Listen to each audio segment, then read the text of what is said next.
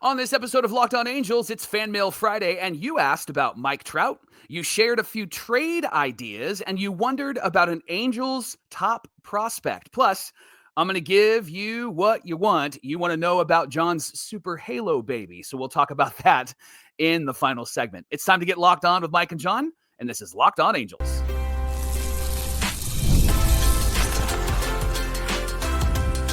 You are Locked On Angels, your daily Los Angeles Angels podcast. Part of the Locked On Podcast Network, your team every day. Thanks for making Locked On Angels your first listen of the day. You can find us anywhere you get your podcast, including Apple Podcast, Spotify, and SiriusXM by searching Locked On Angels. And if you'd like to give back to the Super Halo Bros for all the Super Halo content, here's some things that you can do. Leave us a rate and a review on Apple Podcast. If you're watching on YouTube, hit that thumbs up button. And if you're not subscribed already, please subscribe and become a Locked On Everydayer. Our goal is 10K by opening day, and you can help us get there, whether you're watching, listening, however you access us. Come over to YouTube, click that subscribe button. We'll really help out the channel, and we appreciate it.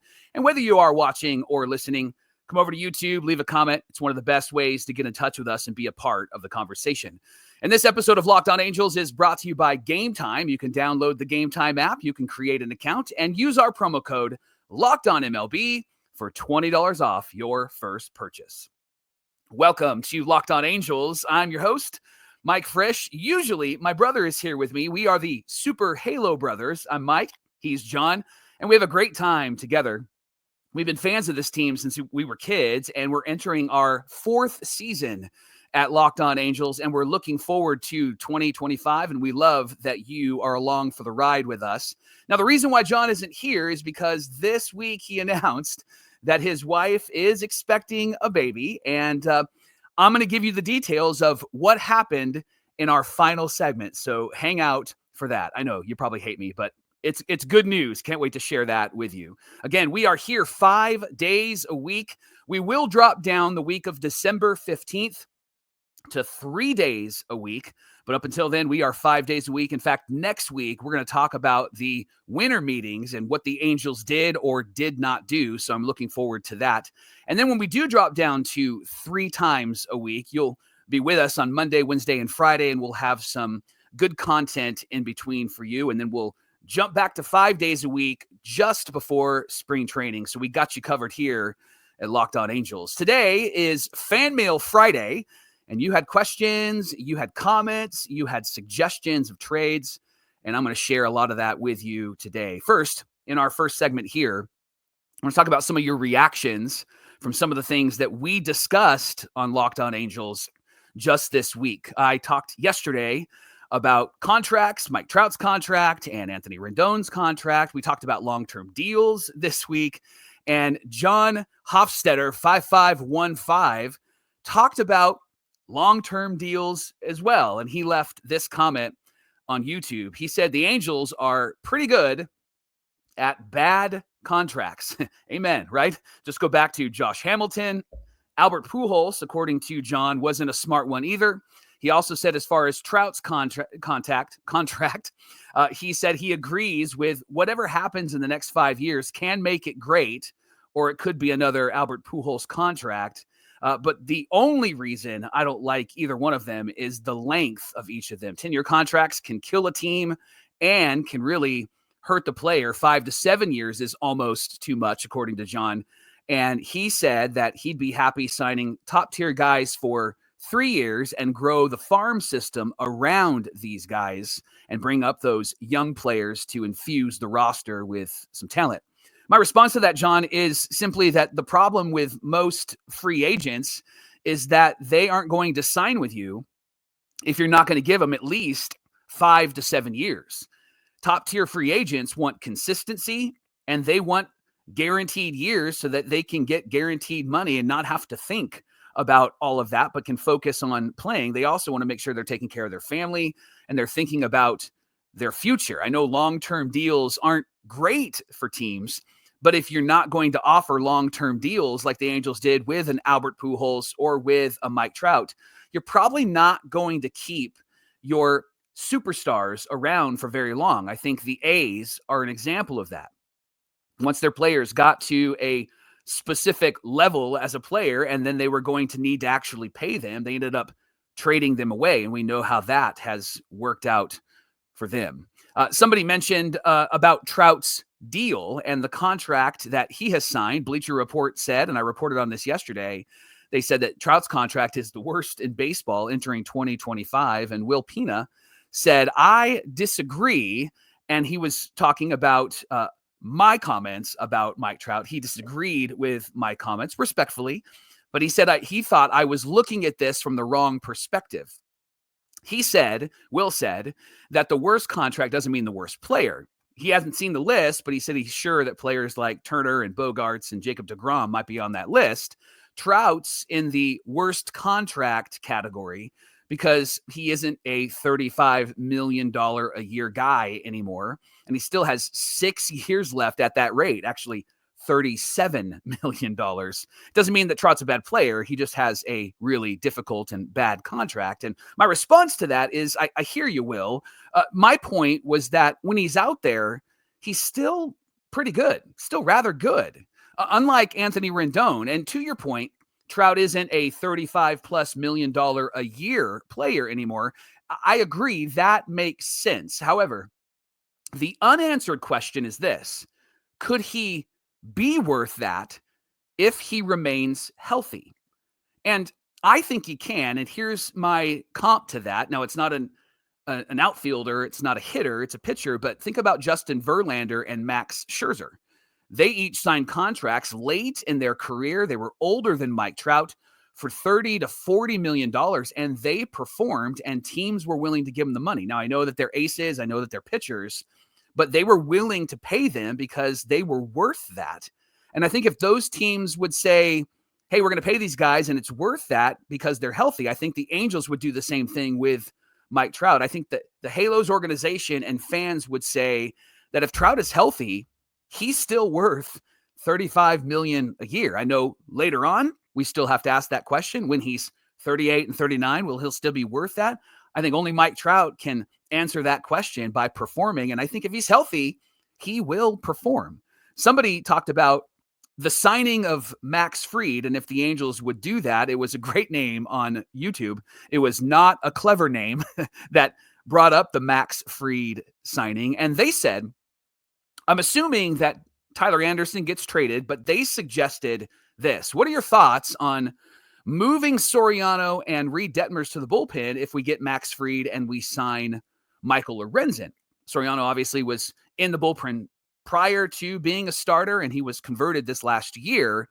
And they believed that it would be a help to the middle relief guys, maybe even the late inning relief guys, and could plug the rotation with guys like Kahanowitz or Chase Silseth. So here's my answer to not a clever name on YouTube.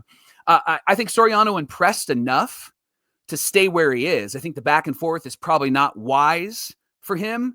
I think that he needs to stay in the starting rotation simply because I think he's got ace potential. Now, will he get there? He's going to have to prove that. But what we saw last season, I think, was very eye-opening, and I think he needs to continue to start.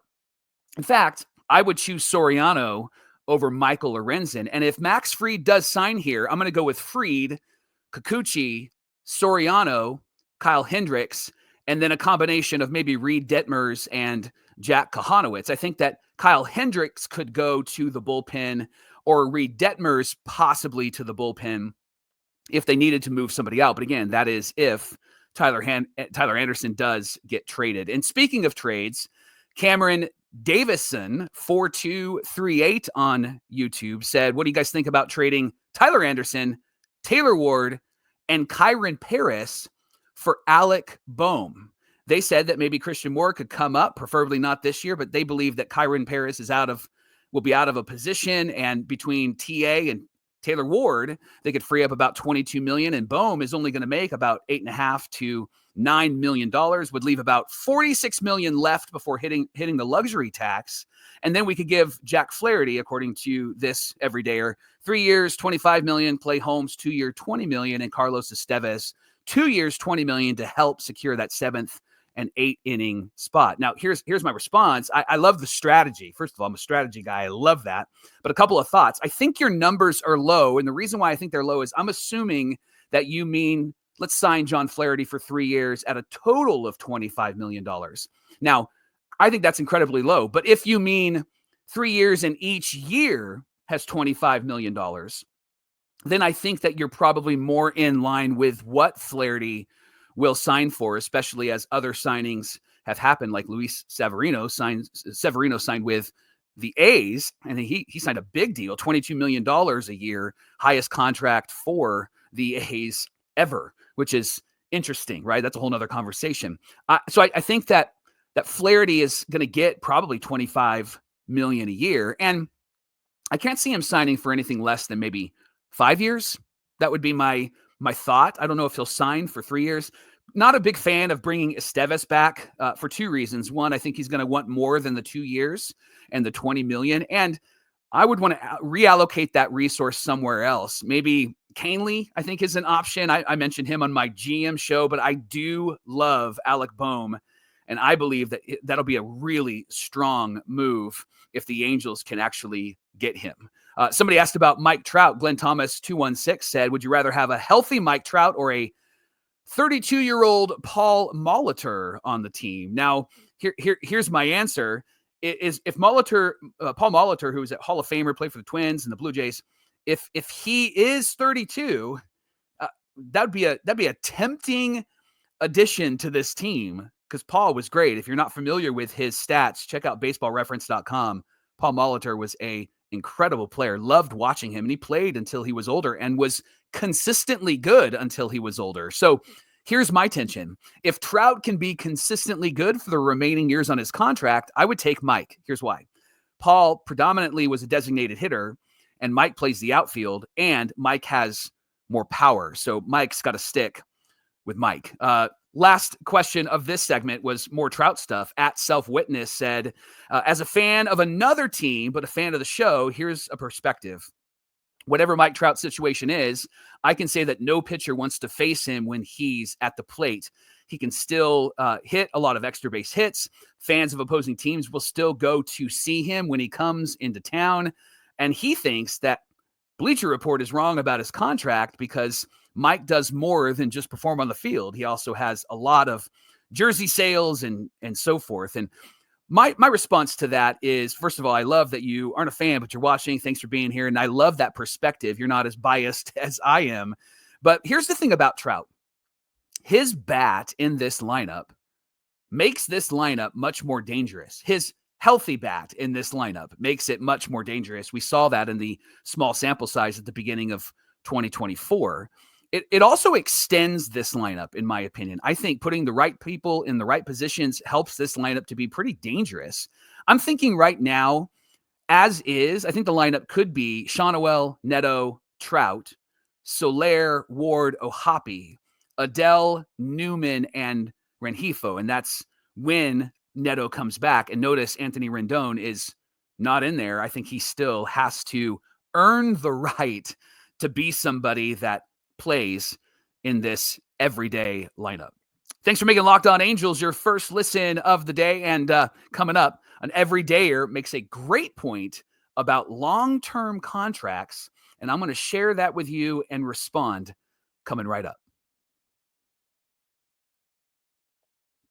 Today's episode of Locked On Angels is brought to you by our friends at Gametime. Now, I've mentioned this on the show a few times, but I want you to check out Gametime because it's one of my favorite apps, because Gametime is so good at finding ways to save you money, and they want to save you money on all of the tickets that you're buying. And my wife and I are experienced Christmas givers, not experienced, but experienced Christmas givers. We love to give our kids experiences at Christmas time, and we're using Gametime to get those experiences, those tickets for all of those concerts and theater and comedy. We're giving that to our kids. Probably should be a little quieter because they're in the house right now. So they are getting that for Christmas. We're excited about that. And you can give experience as well by downloading the Gametime app right now, and you can use our promo code LOCKEDONMLB. It'll give you $20 off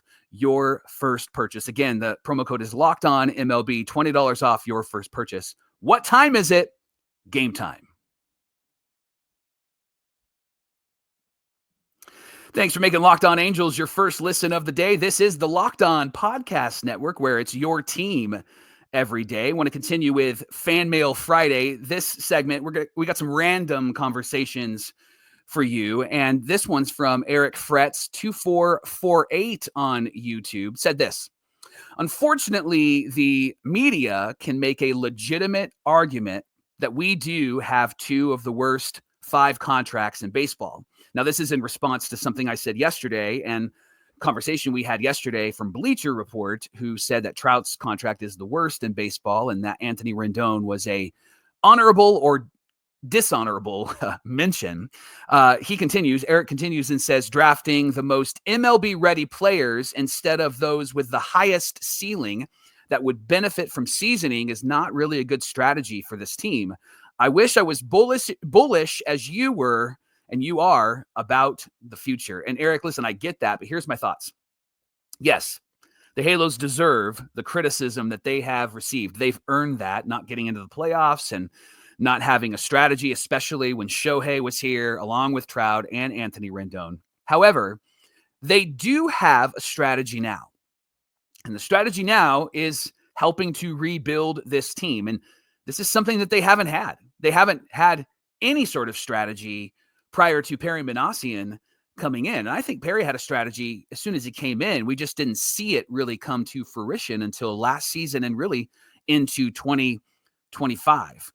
Something that he is implementing, I think that is different than what previous GMs have done, is that he is really utilizing these young players and he's playing them. And this ready now type of mentality, getting these young guys on the MLB roster, I really like, because it's different than what we've seen in the past. I think the reason why some people are uncomfortable with it, and Eric, you might be uncomfortable with it, maybe unsettled by it, is because we just really haven't seen that. Because in the tradition of baseball, the young guys get drafted and then they kind of marinate in the minor leagues. It really doesn't happen in the major leagues. But Perry has really flipped the script on that out of necessity. I will say that, but it actually has worked, and it has shown that they've drafted really, really well. And this isn't new to sports. I mean, you probably know this. Everydayers know this. In football, they get drafted and they're immediately playing. In basketball, many of those players are immediately playing. We just haven't seen it in baseball before. And I think that that's one of the major reasons why it kind of gets dismissed and not loved. But I think that the Angels actually, get this, might be on the precipice of doing something that the rest of the league will pay attention to, and that's drafting major league ready players and putting them and infusing them on the roster, because it'll do two things. One, it'll keep your roster more healthy, right?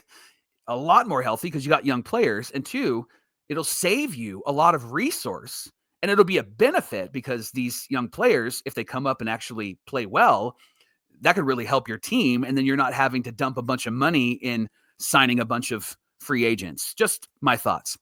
At BPLIM5285 on YouTube, they said this: I think how Rendon's contract has shaped out, I think it really has to do with his decline. And that decline was unpredictable. He had a great shortened season during the COVID year, but then started to slow down in 2021, got injured, and that led to a boatload of injuries. And how he's responded to those injuries might put this as the worst contract in all of baseball, which I agree with. Trout, on the other hand, he earned every penny from his mega deal. And if he stays on the field without durability issues, it could be a really good contract. He could still hit above league average and is possibly could do that for the rest of his career. And he's really got to learn to stop pushing his body to the limit, because it's costing him and the Angels as well. According to this everydayer, he's his favorite player of all time, but he's got to learn how to be a team player more often. So here's my answer to that. I love it. But I think that's the risk with long-term contracts. You can't avoid them if you want to keep or sign great players. I was pumped about the Albert Pujols deal. I was thinking that the years and the numbers made sense at the time. That was back in 2011, entering 2012. The years and numbers, they did make sense. The performance wasn't there prior to that, but I think a lot of people knew that that was going to happen. What I appreciated about Albert Pujols, though, is that Albert Pujols was somebody that played through injuries. He played games. That's the difference between him and Anthony Rendon. Now, he didn't play well, and he probably would have benefited if he took some time off. But I think that mentality is something that you see from Mike Trout. And you can see that Mike Trout wants to really push through these injuries and play. But what you also see with Trout that's different than Rendon is that I think Mike Trout is loved for a lot of reasons, but one of the reasons why he's loved is because you can tell these injuries really bother him. They break his heart. Now, Rendon has said that the injuries bother him, but it's all about how he's presented himself, right? The reality is we like players who fit the perspective that we would have if we were in their place. And we all think that we would be more Mike Trout than Anthony Rendon. And I think that's one of the many reasons why Anthony Rendon is not dearly loved and Mike Trout is. Adam on Instagram asked this question, wanted your thoughts on Ryan Johnson, the Halos number 5 prospect. So this is from MLB.com. Johnson was a puzzle for a lot of the scouts because he has quality stuff and can throw strikes and has a track record of that, but he has got a really funky, they said, scary delivery. Ryan has this unusual look as a starter, and I love how they described his throwing motion. His mechanics are like an abbreviated windup with a sidestep rather than a leg kick. And you got to go to YouTube and search Ryan Johnson Angels to see it, because it's my description is not going to do it justice, but they call it a slingy low arm slot with a lot of effort. He's got a great fastball. He's got a great slider.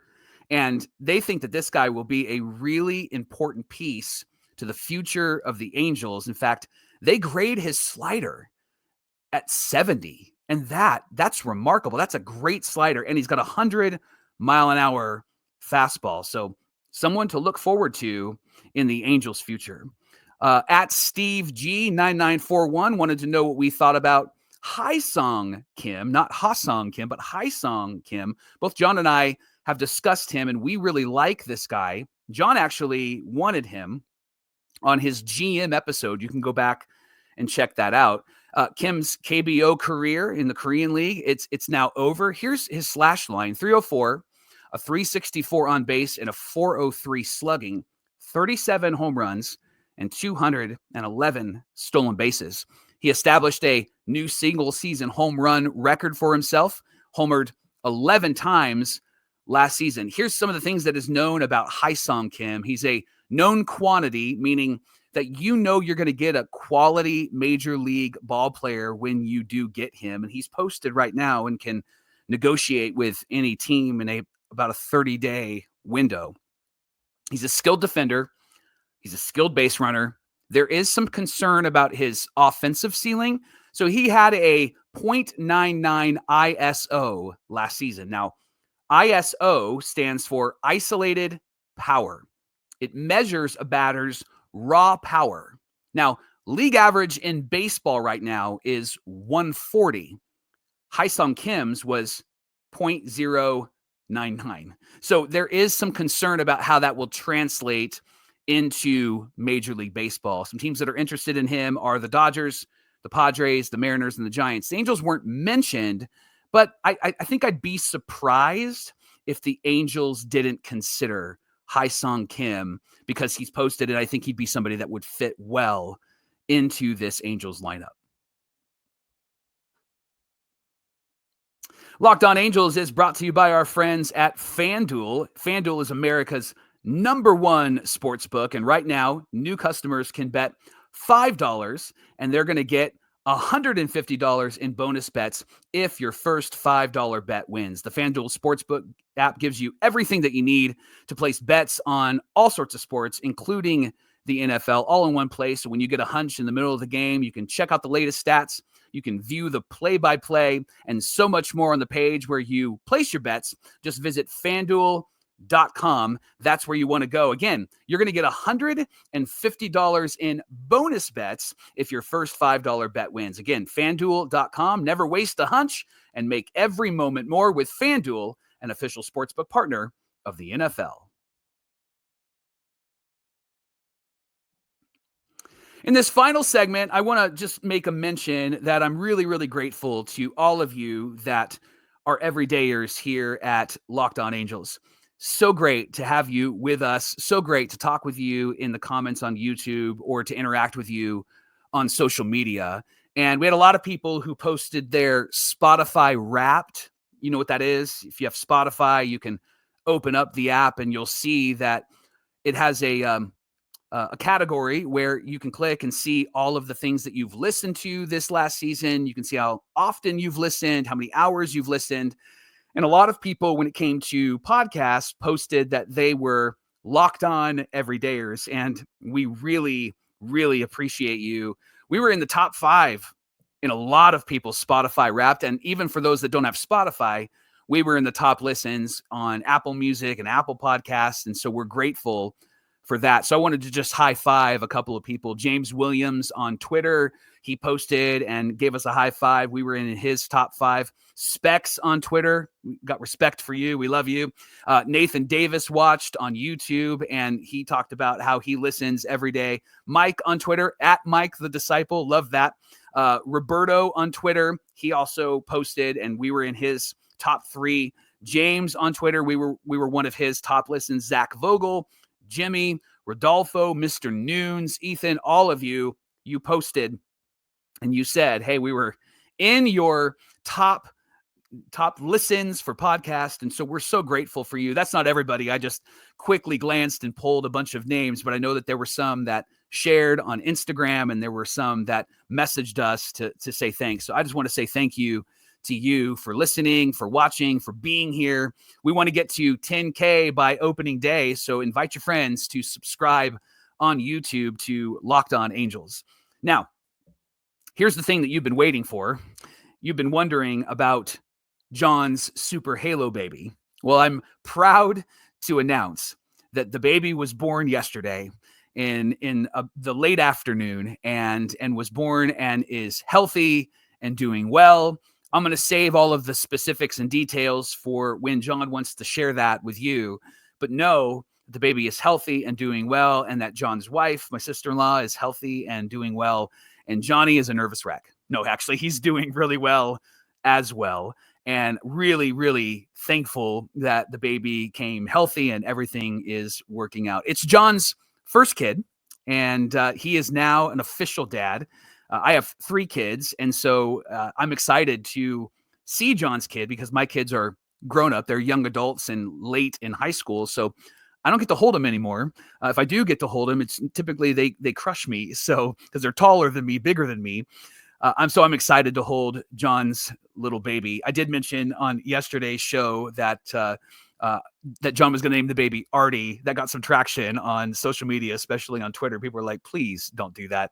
He's not naming the baby Artie. They actually picked out a real good name, and there's a story behind that. So when John's ready to share that with all of you, I'll have him pass that along to you.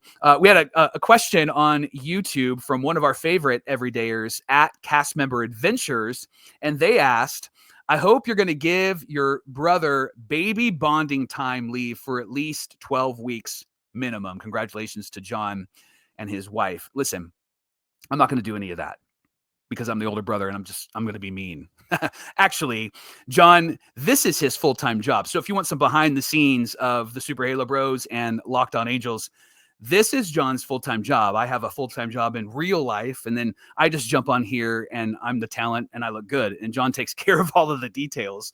And so I'm grateful for that. So Johnny will be back. Our plan is to have him back on Monday on Locked On Angels, depending on how this weekend goes and depending on what happens with his wife and with his son.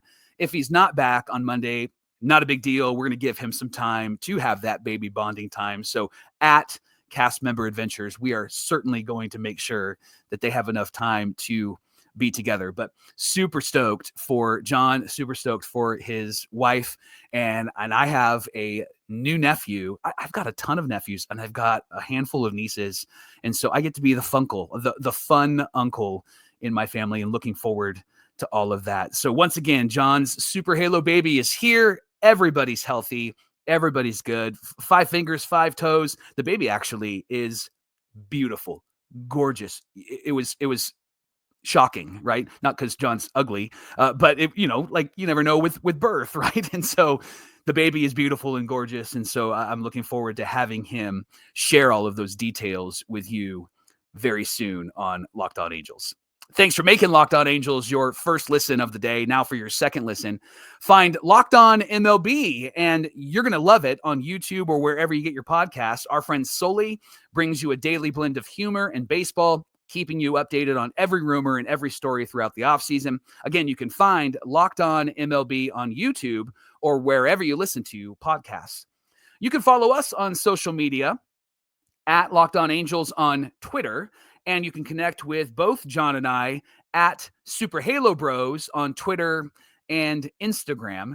And we look forward to hearing from you at those times on those different social media platforms. John normally is in charge of most of that and is the one that you are interacting with. And so if we're a bit radio silent, it's because John obviously has his attention elsewhere. I will be on there periodically, and so I'll make sure that we're commenting. It might be our Locked On Angels page, or it might be our Super Halo Brothers page, but we will interact with you. And then when John gets back, we'll ramp up our interactions, especially when we get to just 3 times a week. Now, coming up on Monday on Locked On Angels, the winter meetings start, and they begin, and we're going to follow that, especially when it comes to the Halos, and we're going to ask some of the following questions. How much more will the Angels add this offseason? Now, we know that GM PM said that this team is not done, that they want to continue to improve this ball club. So